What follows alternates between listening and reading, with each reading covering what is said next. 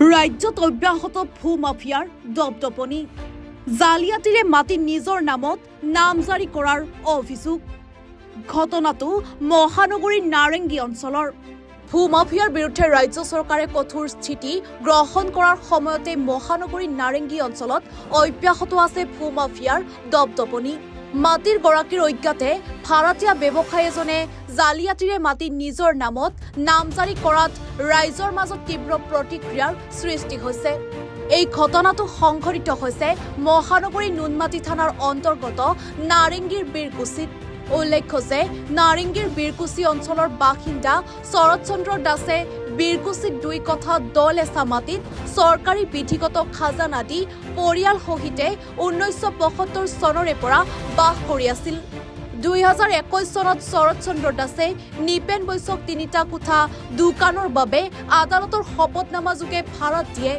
দুদিন পূৰ্বে চন্দ্ৰপুৰ ৰাজচক্ৰৰ কাৰ্যালয় মণ্ডলৰ দল এটা আহি উক্ত মাটিডোখৰ জোখমাখ কৰিবলৈ আহে মাটিৰ গৰাকী শৰৎ দাসে মণ্ডলক সোধপোছ কৰাত তেওঁলোকে ইয়াৰ 10 এচা মাটি ব্যৱসায়ী নিপেন বৈশ্যই ক্ৰয় কৰা বুলি জানিবলৈ দিয়ে লগে লগে ভুক্তভোগী শৰৎ দাসে বীৰকুছি নাগৰিক কমিটি জাগৰণ মহিলা সমিতিক ঘটনা সন্দৰ্ভত অভিযোগ দাখিল কৰে বীৰকুছি নাগৰিক কমিটি জাগৰণ মহিলা সমিতিৰ উদ্যোগত ভূমিৰ সমস্যা সমাধান সংক্ৰান্তত এখনি ৰাজহুৱা সভাৰ আয়োজন কৰে সভাত আলোচনা মৰ্মে নিপেন বৈশ্যই মণ্ডল আৰু ভূ মাফিয়াৰ লগত লগ লাগি উক্ত ভূমিৰ 10 এচা মাটি নামজাৰি কৰা বুলি ধৰা পেলায় সভাৰ প্ৰস্তাৱ মৰ্মে উক্ত ভূমিৰ গৰাকী শৰৎ চন্দ্ৰ দাসক গতাই দিবলৈ ব্যৱসায়ী নিপেন বৈশ্যক নিৰ্দেশ দিয়ে অন্যথা বীৰকুছি নাগৰিক কমিটিয়ে ব্যৱসায়ী গৰাকীৰ বিৰুদ্ধে নুনমাটি থানাত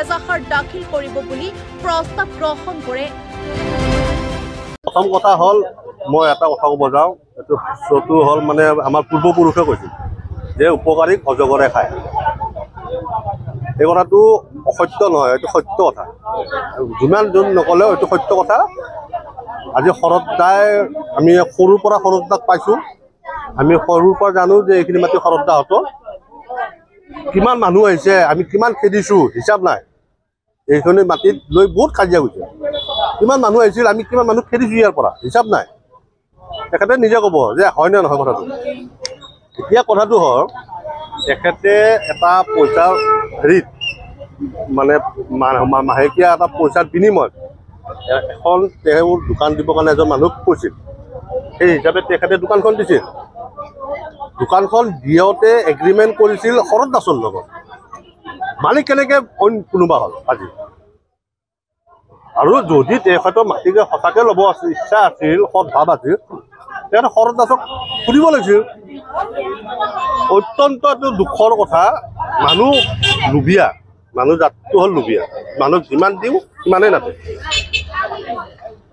এইটো বেয়া কথা ইয়াত বহুত মানুহ জড়িত হৈ আছে দুষ্ট চক্ৰ জড়িত হৈ আছে বহুত মণ্ডল পৰ্যন্ত জড়িত থকা আমি জানো আমি ইয়াৰ বিহিত ব্যৱস্থা মণ্ডলৰ ওপৰত ল'ম কালি আমাৰ এইটো ডিচিশ্যন হওক পৰহিলৈকে আমি ডি চি অফিচলৈকে যোৱাৰ ব্যৱস্থা কৰিছোঁ আমি নাগৰিক সমিতি মহিলা সমিতি লৈ ডি চি অফিচলৈকে যাম যিজন মণ্ডলে থ্ৰুত এইখিনি কাম হৈছে মণ্ডলক আমি ইয়াৰ পৰা ট্ৰান্সফাৰ হওক চাকৰি ছাছপেণ্ড হওক যিখিনি পাৰোঁ যিখিনি সৎ হয় সেইখিনি কৰাৰ ব্যৱস্থা আমি কৰিম ধন্যবাদ নিপেন বৈশ্য নামৰ ল'ৰাজনক মানে 2021 চনত ফেব্ৰুৱাৰী মাহত ভাড়া এতিয়া হিচাপে দিছিলে আৰু এই ভাড়াতীয়া দিয়াৰ পিছত তেওঁ ভাড়াতীয়া হিচাপে আছিলে আৰু ফেব্ৰুৱাৰী মাহলৈকে গোটেই টকাটো তেওঁ মানে আদায় দি আছিল ফেব্ৰুৱাৰী মাহত ভাড়াটোও দিয়া নাই আৰু তেওঁ দুষ্ট চক্ৰৰ লগত কাৰ লগত কেনেকৈ কৰিছে নাজানো কিন্তু মাটিটো মানে এজন বহুত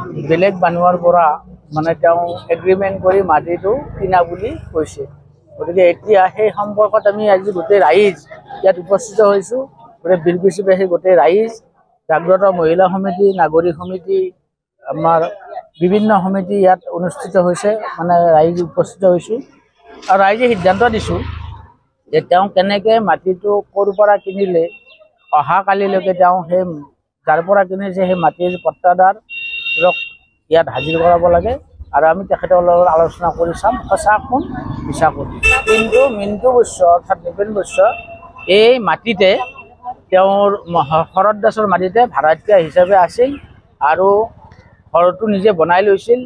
8 লাখ টকা এগ্ৰিমেণ্টত খৰচ কৰা বুলি দেখুৱাইছিল, কিন্তু পিছত 6.5 লাখ টকা মিণ্টু বৈশ্যক শৰৎ দাসে ৰিটাৰ্ণ কৰিছে। বাকী 1.5 লাখ টকা দোকানৰ চিকিউৰিটি হিচাপে আছিল, 7,500 গৈ মাহত ভাড়া দি আছিল, কিন্তু ফেব্ৰুৱাৰীৰ পৰা মাহৰ পৰা তেওঁ ভাড়াটো ড্ৰপ কৰিছিল, কিবা কাৰণত দিয়া নাছিল। কিন্তু এতিয়া সেই কথাটো ওলাই পৰিছে, গতিকে আমি ৰাইজে যে একত্ৰিত হৈছোঁ। আৰু দুষ্ট চক্ৰটোৱে ইয়াতে যে দুষ্ট চক্ৰ বলি হৈছে শৰৎ দাসেটো আমি কিন্তু একেবাৰে মানে 100% মানে গম পাইছোঁ, কাৰণ এখেতে মোৰ আগতো মানে ওচৰতো গৈছিল আজি কিছুদিন আগত। তেওঁৰ মানে মাটিখিনি নামজাৰি কৰাৰ নামতে তেওঁৰ পৰা আধা মাটি বিক্ৰী কৰাই লৈছে পাৰ্টিটো, এটা পাৰ্টি যিটো দুষ্ট চক্ৰ বুলিয়ে মই ক'ম। সিহঁতে আধা মাটি তেওঁলোকৰ নামত লৈ সেয়া পইচাই দি তেওঁ 1 কঠা মাটিটো নামজাৰি কৰিছে, যিটো ম্যাদী মাটি তেওঁৰ নামত মানে নামজাৰি কৰিছে। তাৰে আৰু আধা মাটিটো তেওঁ কৈছে যে আমি নিদিওঁ, এইটো মাটিটো বিক্ৰী কৰিম। মই ভালকৈ জানো শৰৎ দাসৰ বিষয়ে, কিন্তু সেই মাটিটো তেওঁ কৈছে যে নাই মোৰ দখলত আছে, মই বিক্ৰী হ'ব নিদিওঁ। সেই বুলি তেওঁ ইয়াতে এইখন দোকানখিনি, কিন্তু তেওঁৰ দখলতে মাটিখিনি গোটেইখিনি আছে। গতিকে ইয়াতে কোন বিষ্ণুৰাভা মালিক ওলাইছে আমি কিন্তু নাজানো। আৰু সেই বিষ্ণুৰাভা মালিকক আৰু যোনজন বাবুল ৰয় তেওঁক কিন্তু কালি আমি ইয়াতে মাতিছোঁ, আৰু নাহে যদি এই দুষ্ট চক্ৰৰ পৰা আমি যোনজন মাটি কিনিছে তেওঁৰ পৰা আমি মাটি কিন্তু তেওঁৰ নামত হস্তান্তৰ কৰিম পাৰে ছাৰ। সেইটো আমি নাজানো, সেইটো ক'ব নোৱাৰোঁ, থাকিব পাৰে।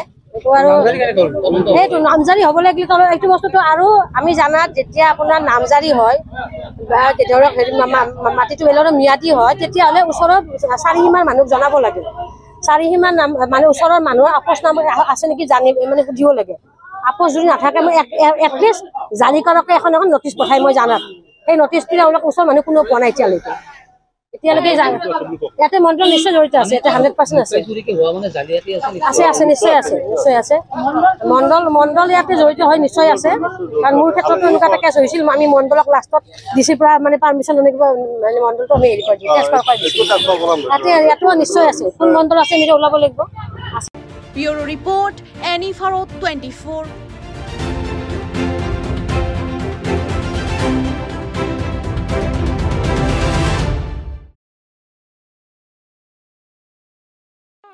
ৰব, আপুনি যে এটা অপৰাধ কৰিবলৈ গৈ আছে, আপুনি জানেনে? এই নাবালিকা গৰাকীক এতিয়াই বিয়াত বহোৱাটো যে এটা অপৰাধ, আপুনি জানেনে? অপৰাধ কেনেকৈ? মোৰ ছোৱালী, মোৰ কথা। তুমি যিয়েই নোকোৱা ভূঞা, 18 বছৰৰ তলৰ যিকোনো কন্যা সন্তানৰ বিয়া দিলেই আইনগতভাৱে এক দণ্ডনীয় অপৰাধ। বিয়া দিয়াজন যিমান দায়ী, বিয়া পতাজনো সমানে দায়ী। এতিয়া তাই পঢ়া শুনা কৰাৰ বয়স, খেলা ধূলা কৰাৰ বয়স, তাইক খেলিবলৈ দিয়ক, পঢ়িবলৈ দিয়ক, আৰু চাব এদিন আপুনি তাইক লৈ গৌৰৱ অনুভৱ কৰিব পাৰিব। এতিয়াই তাইক সংসাৰৰ বোজা দি তাইৰ ভৱিষ্যত জীৱনটো অন্ধকাৰ কৰাৰ অধিকাৰ তোমাৰ জানো আছে? মোৰ ভুল হৈ গ'ল মাজনী, মোক ক্ষমা কৰিবা। শিক্ষা ল'ৰা ছোৱালী উভয়ৰে প্ৰাপ্য আৰু অধিকাৰ। আপোনাৰ কন্যা সন্তানক তাইৰ এই প্ৰাপ্যৰ পৰা বঞ্চিত নকৰাব। বাল্য বিবাহ ভাৰতীয় আইনৰ দ্বাৰা বিহিত এক দণ্ডনীয় অপৰাধ। এনে অপৰাধ কৰি আপোনাৰ কন্যা সন্তানৰ ভৱিষ্যত অন্ধকাৰৰ মাজলৈ ঠেলি নিদিব।